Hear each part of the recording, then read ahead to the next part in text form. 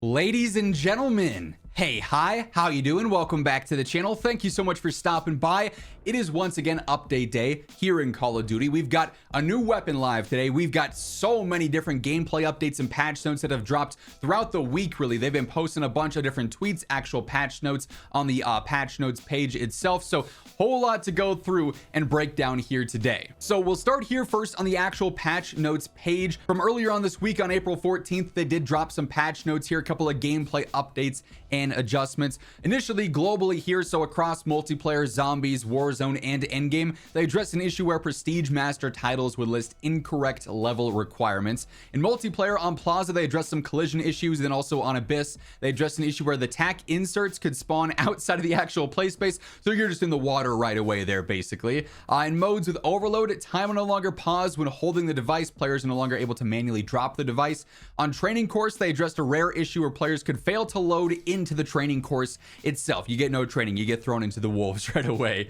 With score streaks, addressed an issue that prevented the ion core from tracking overclock level XP correctly, and a rare issue where players could die after calling in an EMP system. With the Strider 300, they addressed an issue where the base camo progression was tracking headshots instead of one-shot kills. With stability, addressed an issue where private match stability after multiple matches was just not consistent, and you already know we got various stability fixes as well. Then in zombies, they do talk about cursed a little bit. They say we've seen a great reaction to cursed public matches, which we're keeping live and actively working on improving. Today's update addresses an issue where players couldn't see which relics were active. We've got more fixes coming in the future. At the moment, relics are essentially randomly chosen based on one of the players' selections, so you'll never be quite sure what you're going to get with each match. The team is looking into better ways to handle that. With cursed, though, they addressed an issue where relics would not be shown in the pause menu, addressed an issue where players would lose the ability to turn on squad fill when highlighting either the cursed standard or cursed survival playlists. But if you thought that was it for patch notes, you are severely mistaken, my friend, because COD Updates has posted a ton of new tweets over the past few days with a bunch of different updates and fixes and changes and various patch notes as well. So initially here with Warzone, they did drop a new update. A fix has been deployed for an issue that enabled access to certain unintended areas on a Rebirth Island. So fixing some out of bounds exploits, some of the map glitches and things that players have been cheesing to get free kills and SR and things like that. They also went through in Black Ops 7 and updated the overload round time limit settings to now be 5 minutes there instead, so slight adjustment to that. We also got their own like little mini post of patch notes here, all impacting Warzone. I'm not sure why they didn't drop these on the actual notes blog page instead, but nonetheless, with Warzone here, they just deployed a minor update with the following bug fixes. They fix an issue where more than one classified weapon event could occur during the same battle royale match. It's supposed to be just one, and instead you could have dueling classified weapons, which, I mean, hey, if you were in one of those matches, wouldn't be the worst thing ever, but not intended there nonetheless. Fix an issue where the benefits of Berserker could remain active longer than intended after a second consecutive elimination, an issue that could prevent players from opening the in-game loadout when the Strider 300 sniper rifle was equipped, oddly specific there. An issue where elements from the match HUD and kill cam HUD could appear in the gulag waiting area, an issue where the private match mode offering order displayed incorrectly in the battle royale. Fix an issue where the spectator camera could become stuck in the sky when a new private match starts after returning to the lobby. Again, oddly specific one there.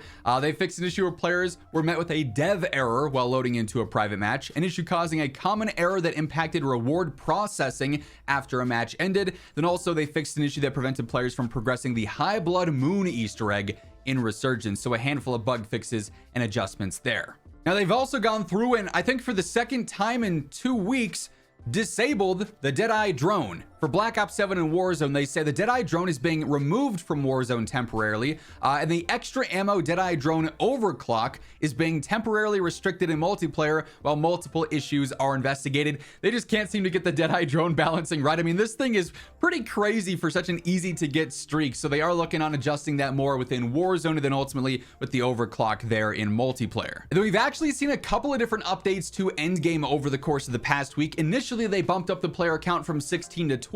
Now it's been bumped up yet again to 24. Moving forward, our team's priority will be on maintaining stability and delivering even more content to the mode, starting with a new operation, new activity, new skill, and more in Season 3 Reloaded. So a bit of a nice preview there of what's to come with that. So more in-game updates inbound, and that player count has been bumped up yet again.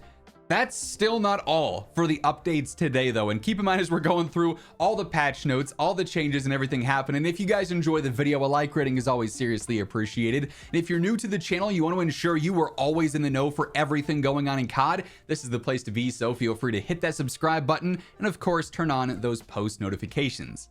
Now, before we jump in game and actually check out some of the content and the specifics behind the challenges, Treyarch did give us a general overview of what to expect with today's content update, our more standard weekly Thursday update here. It's been a week of updates on updates on updates.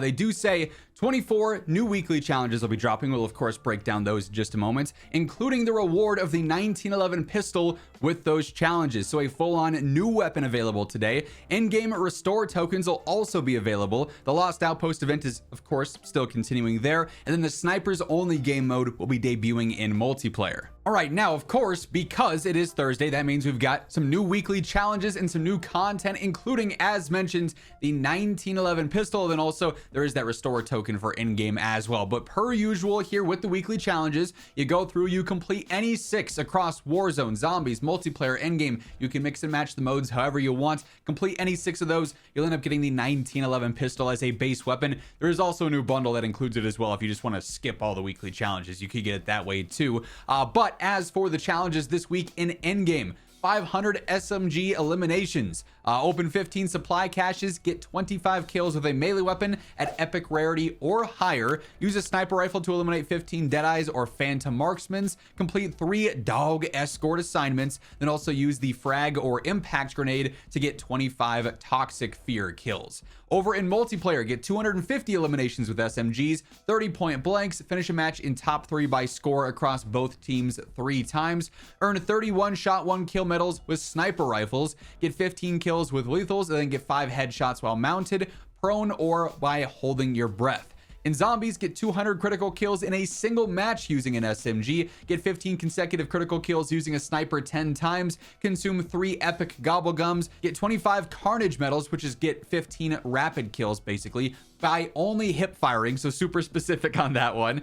Reach round 10 in cursed with no perks or pack-a-punch, and then also collect loose change 5 times. And then lastly here in Warzone, get 40 kills while aiming down sights. In Black Ops Royale, eliminate 10 guild robots. In Black Ops Royale, complete a target uplink in less than 120 seconds, get 10 sniper elims.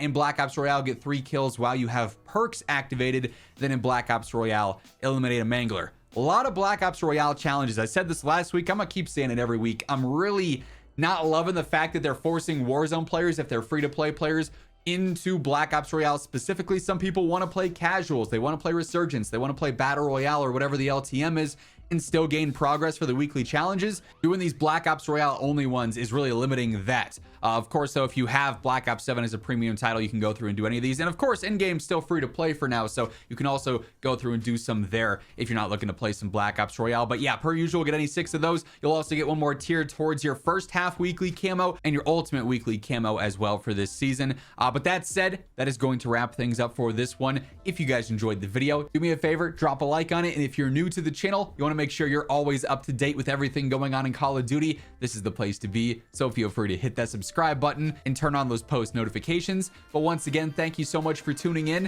and until next time, take it easy, have an awesome rest of your day, and I'll catch you later. Peace out.